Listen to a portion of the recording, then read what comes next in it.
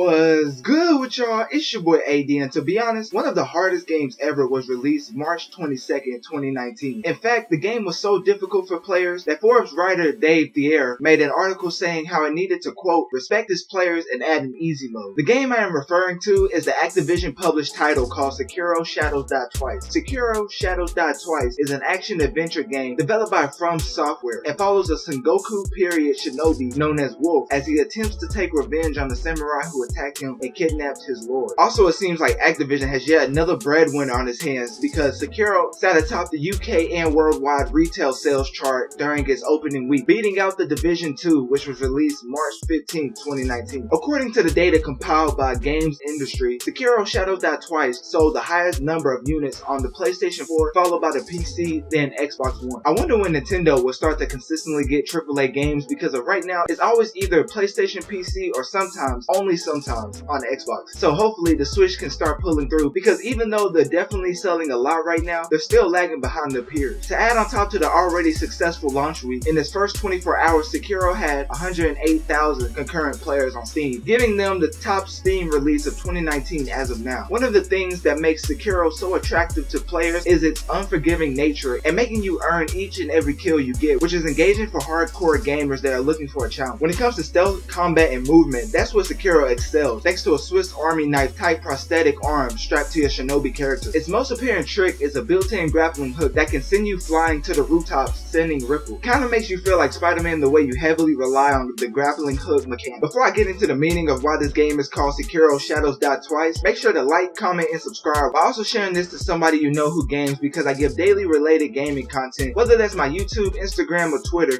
I always post what's going on in the gaming industry, as that's my way of keeping the people into gaming in the loop as to how decisions are being made and stuff like that. Getting back into Shadows Die Twice. Wait, does a shadow ever die twice? But no. Anyways, the whole meaning of Shadows Die Twice is focusing on freedom extending beyond death. As an undying shinobi, you're gifted with the ability to resurrect yourself upon death, though this comes with a number of considerations that make doing so a decision you have to consider carefully each time. The foundation is essentially, if you die, you just lose half the experience and currency you've collected, and you no longer have the option to run to your corpse to collect your dropped goods. The only exception to this is a mechanic called Unseen Aid, which is essentially divine intervention, giving you a penalty-free death. Sekiro's enemies are no joke either, having you constantly trying to perfectly master the dodge system. Whether it's a corrupted monk with a massive halberd, a twisted quadrupedal monster with Wolverine claws for hands, expert swordsmen, one-armed ninjas, gun-toting hill people, or supernatural threats from the other side. Taking down each enemy means different tactics, and there's rarely much overlap. Learning the moves and abilities becomes a tricky dance of flexibility, and while there are less than a dozen bosses, all who can one-shot you at any time during the fight while you're hitting them with 10 different 15-hit combos. Yeah, I mentioned this game is hard. Anyways, the world is very difficult with high health, highly capable mini-bosses that serve as skill checks to keep you on your toes and your reflexes sharp. The weapons Sekiro uses is his grappling hook and katana throughout the whole 50+ hour game. Some of the other gadgets Sekiro uses is the firecracker that can startle beasts, which is helpful when you're attacked by a pack of wolves, face an enemy mounted on a horse, or just come face to face with a flaming bull on a rampage. Alternatively, the loaded spear is great for pulling weaker enemies towards you to keep them in range, and can also strip loose-fitting armor off foes. The flamethrower is more than a straightforward damage over time device, because certain rage-prone foes fear only fire, so blowing a pipe full of flames in their face leaves them open to follow-up attacks. Getting into the reviews for this game, IGN gave Sekiro Shadows Die Twice a 9.5, saying, Sekiro Shadows Die Twice is a stylish, focused, stealth action take on the From Software formula that evolves in a different and refreshing direction. It may be a bit easier than a Souls game, but it's something amazing all its own. I can't even be mad at IGN's 0.5 scores at this point. Getting into GameSpot's review, they gave Sekiro a 9, saying Sekiro's combat is incredibly demanding, asking you to study your opponent, find the perfect moment to engage, and execute a split-second follow-up that, if done right, will end the battle in a matter of moments, or if done wrong, will end you just as fast. And that's probably the best summary I've heard about this game. But getting to Metacritic, there's 3 different scores again, with the Xbox and PC having the same rating at a 92 and the PS4 rating sits at a 90. With all the user scores being different, with Xbox being the highest with the 8.5, PC version being at a 7.9, and the PS4 being at a 7.6. So I guess the PS4 fans were just really hard in this game. But I can't believe that a game like Sekiro will be getting so many great reviews just because with no difficulty slider, you actually have to be able to play the game the way they want you to. So for gamers to jump into Sekiro, challenging combat is definitely a good sign that there are still a lot of hardcore gamers out there. Let me know in the comment section below if you plan on picking up Sekiro, because I was, but with Mortal Kombat 11 coming out soon and me already having played the beta, I can see how they might run over, because Sekiro is a 50+ hour game and I don't have the time to be learning 2 games with challenging combat mechanics because my brain just might actually explode. So yeah, that's it for the video. If you enjoyed this, make sure to let me know by hitting that like button, subscribe, and share this with your friend,